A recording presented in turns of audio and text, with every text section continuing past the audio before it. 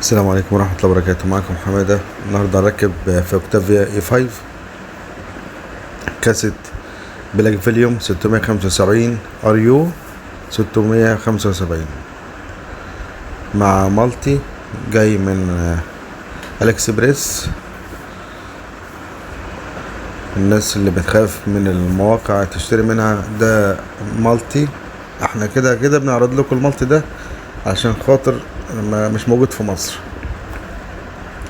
من على موقع الاكسبريس ده مالتي طارة بتوصل مع الكاسيت، ولو انت ما عندكش مالتي في العربية بتحط الزراير دي في الطارة، يبقى شكلها شيك اهو زي ما انتم شايفين اهو. بنعلي ونوطي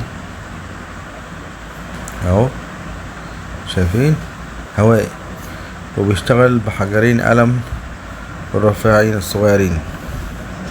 بيشتغل بحجرين قلم، طبعا الحجرين بيقعدوا معك اقل حاجة سنة ونص. الناس اللي بتخاف تجيب الحاجات من على الاكسبريس اهو مالطا اهو الراجل جايبه. خلينا ركبتله مع الكاسيت دوت البلاك فيليوم 675 رقمه 675 ار يو 675،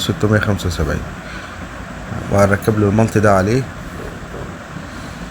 المالتي الواحدة بتاعته بتركب في الكاسيت، وزي ما انتم شايفين التحكم هوائي اهو. كل حاجة في المالتي، كل حاجة، قايمة، تقديم، ترجيع، تعلية وتوطية، زرار هوم، زرار مود، كل حاجة اهو زي ما انتم شايفين بيقلب في كل حاجة.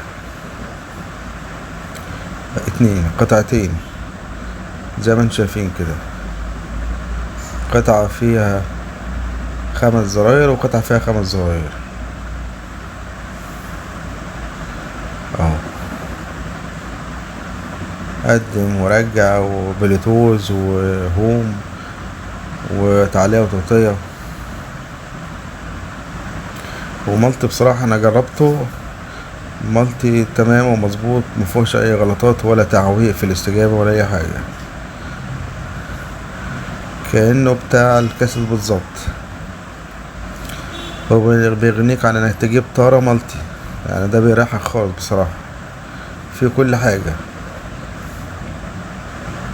اهو. قطعتين زي ما انتم شايفين اهو، بصوا عليهم كويس كده، قطعتين شايفين كل حاجة، حتى فتح المكالمة موجود، والميوت اللي هو كتم الصوت، كل حاجة.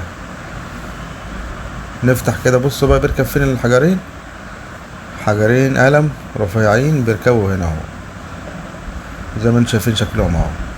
ده 2 وده 2، وتنسى الحجرين سنة ونص او سنتين، بالقليل خالص 2 او سنة ونص. انا بحب اوريك كل حاجة جديدة.